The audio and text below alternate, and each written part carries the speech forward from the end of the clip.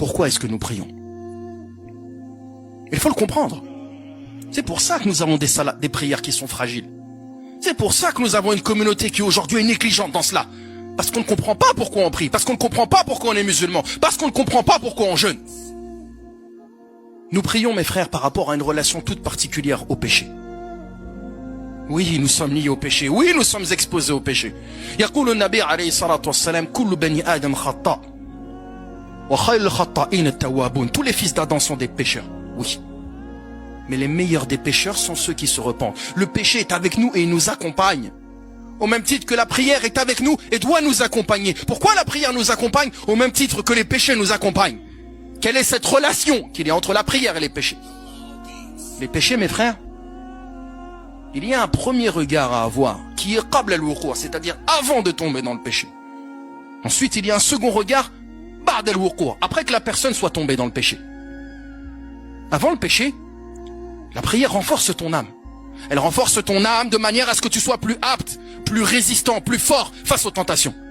C'est pourquoi Allah Azza wa Jal a décrit la prière en disant Inna as-salata tanha 'anil fahsha'i wal munkar.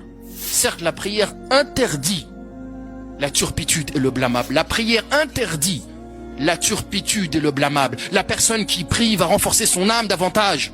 Quand son âme sera renforcée, il sera plus résistant face aux tentations.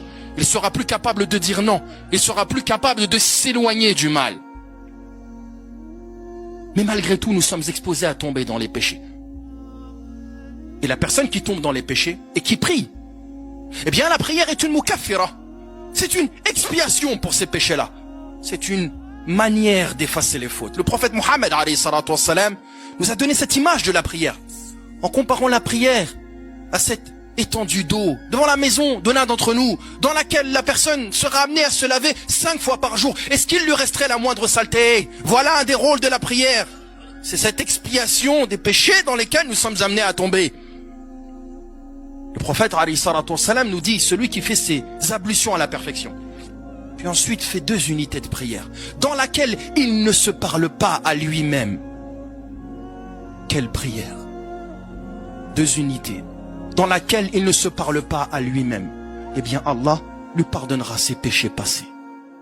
Après être tombé dans le péché, la prière est là pour les effacer. Le prophète Mohammed alayhi salatu wassalam a vu un jeune homme qui est venu le voir, ou du moins un musulman qui est venu le voir.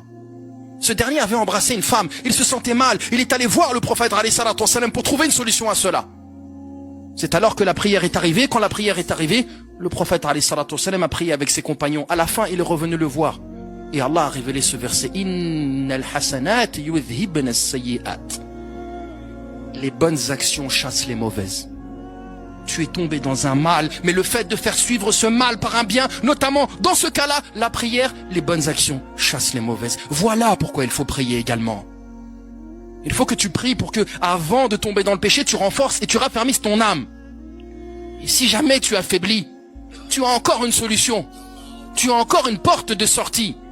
C'est le fait d'aller prier ta prière pour qu'Allah expie tes péchés.